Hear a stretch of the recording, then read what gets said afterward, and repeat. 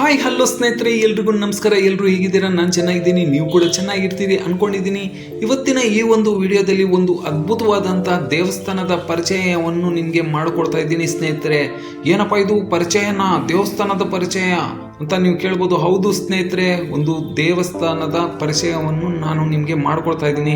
ತುಂಬ ದಿನಗಳಿಂದ ನಾನು ಅಂದ್ಕೊಳ್ಳೋದು ಇದ್ರ ಬಗ್ಗೆ ನಾನು ಒಂದು ವಿಡಿಯೋ ಮಾಡಬೇಕು ಅಂತ, ಆದರೆ ಸಮಯ ಸಿಕ್ಕಿರಲಿಲ್ಲ. ಇವತ್ತು ನಾನು ಇದಕ್ಕಾಗಿ ಸಮಯವನ್ನು ಮೀಸಲಿಟ್ಟು ಈ ಒಂದು ವಿಡಿಯೋವನ್ನು ಮಾಡ್ತಾ ಇದ್ದೀನಿ.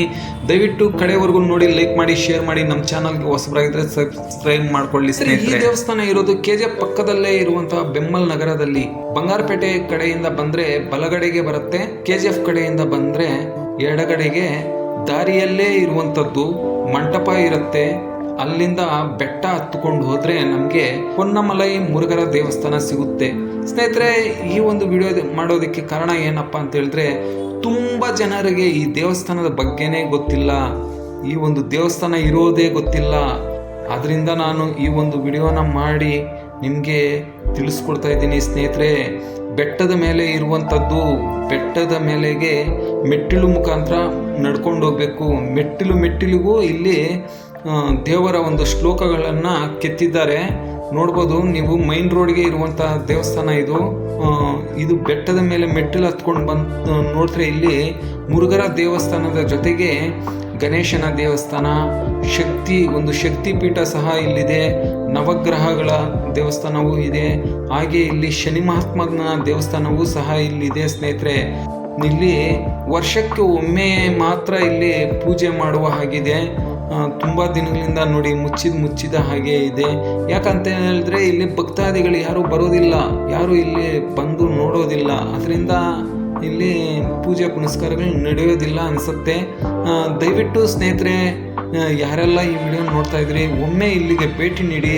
ಬೆಟ್ಟದ ಮೇಲೆ ಹೋದರೆ ಸ್ವರ್ಗದ ಹಾಗೆ ಇದೆ. ತುಂಬ ಅದ್ಭುತವಾಗಿರುವಂಥದ್ದು ವಾತಾವರಣ, ತಣ್ಣನೆ ಗಾಳಿ, ಅದ್ಭುತವಾದಂಥ ಒಂದು ನೇಚರ್ ಇಲ್ಲಿ ಸವಿಬೋದು. ಕುಟುಂಬ ಸಮೇತ ಏನಾದರೂ ಇಲ್ಲಿಗೆ ಭೇಟಿ ನೀಡಿದ್ರೆ ಬರೋದಕ್ಕೆ ಮನಸ್ಸೇ ಆಗಲ್ಲ, ಅಷ್ಟು ಅದ್ಭುತವಾಗಿರುವಂಥದ್ದು. ಇದಕ್ಕೆ ಮತ್ತೊಂದು ದಾರಿ, ಈಗ ನೀವು ನೋಡ್ತಾ ಇರುವಂಥದ್ದು ಅದು 2 ವೀಲರು ಕಾರ್ಸು ಏನಾದರೂ ಬರಬೇಕಂದ್ರೆ ದೇವಸ್ಥಾನದ ಹತ್ರಕ್ಕೆ ಇಲ್ಲಿ ಬರ್ಬೋದು. ರಸ್ತೆ ಕಡೆಯಿಂದ ಬಂದರೆ ಮೆಟ್ಟಿಲು ಮುಖಾಂತರ ಮಾತ್ರ ಬರ್ಬೋದು. ನೋಡಿ ಎಷ್ಟೊಂದು ಅದ್ಭುತವಾಗಿದೆ ಅಂತ ಹೇಳಿದ್ರೆ, ದೇವಸ್ಥಾನ ಅಷ್ಟೊಂದು ಅದ್ಭುತವಾಗಿದೆ, ತುಂಬ ಚೆನ್ನಾಗಿದೆ ಸ್ನೇಹಿತರೆ. ಯಾವತ್ತಾದರೂ ನಿಮಗೆ ಫ್ರೀ ಇದ್ದಾಗ ಒಮ್ಮೆ ಇಲ್ಲಿ ಭೇಟಿ ನೀಡಿ. ಆಗ ಇಲ್ಲಿನ ಅರ್ಚಕರಿಗೂ ದೇವಸ್ಥಾನದ ಬಾಗಿಲು ತೆಗೆಯೋದಕ್ಕೆ ಮನಸ್ಸು ಬರುತ್ತೆ. ನೋಡಿ, ಇದು ಜೂನ್ ಜುಲೈ ಆಗಸ್ಟ್ ತಿಂಗಳಲ್ಲಿ ಮಾತ್ರ ಇಲ್ಲಿ ದೇವಸ್ಥಾನ ತೆಗೆಯೋ ಹಾಗಿದೆ. ಯಾಕಪ್ಪ ಅಂತ ಹೇಳಿದ್ರೆ ಅದು ಕಾವಡಿ ಮಾಸ, ಕಾವಡಿ ತಿಂಗಳಲ್ವಾ, ಕಾವಡಿ ಎತ್ತಾರೆ. ಅಂಥ ಟೈಮಲ್ಲಿ ಯಾರು ಆದರೂ ಮುರುಘರ ದೊಡ್ಡ ಬೆಟ್ಟಕ್ಕೆ ಹೋಗೋದಕ್ಕೆ ಆಗದೇ ಇರುವವರು ಇಲ್ಲಿ ಬಂದು ಇರುಮುಡಿಯನ್ನು ಸಲ್ಲಿಸಿಕೊಳ್ತಾರೆ. ನೋಡಿ, ಇದು ಅಮ್ಮನ ದೇವಸ್ಥಾನ. ಹೀಗೆ ಇಲ್ಲಿ ಒಂದು 4-5 ದೇವಸ್ಥಾನಗಳಾದರೆ ಇದೆ, ಆದರೆ ಇಲ್ಲಿ ದಿನನಿತ್ಯ ಪೂಜೆಗಳಾಗಲಿ ಏನೇ ಆಗಲಿ ನಡೀತಾ ಇಲ್ಲ ಸ್ನೇಹಿತರೆ. ಯಾಕಂತ ಹೇಳಿದ್ರೆ ಇದು ತುಂಬ ಜನರಿಗೆ ಗೊತ್ತಿಲ್ಲ. ನಮ್ಮೂರು ಇಲ್ಲಿಂದ ಸುಮಾರು ಒಂದು 10 ಕಿಲೋಮೀಟರ್ ದೂರದಲ್ಲೇ ಇರೋದು ಸ್ನೇಹಿತರೆ, ಬೇತ್ಮಂಗ್ಲ ನಮ್ಮೂರು. ನಮಗೆ ಗೊತ್ತಿಲ್ಲ, ನಮ್ಮೂರ ಕಡೆನೇ ತುಂಬ ಜನರಿಗೆ ಆದರೆ ಗೊತ್ತಿಲ್ಲ. ಯಾರಾದರೂ ಈ ಒಂದು ರಸ್ತೆಯಲ್ಲಿ ಹೋರಾಡುವವರು ಆ ಕಡೆ ಕಣ್ಣೆತ್ತಿ ನೋಡಿದರೆ ಮಾತ್ರ ಇಲ್ಲೇನೋ ಇದೆ ಅಂದ್ಕೊಂಡು ಹೋಗ್ತಾರೆ ಹೊರತು ಈ ದೇವಸ್ಥಾನ ಕಡೆ ಯಾರೂ ಬರ್ತಾ ಇಲ್ಲ, ಗಮನ ಹರಿಸ್ತಾ ಇಲ್ಲ.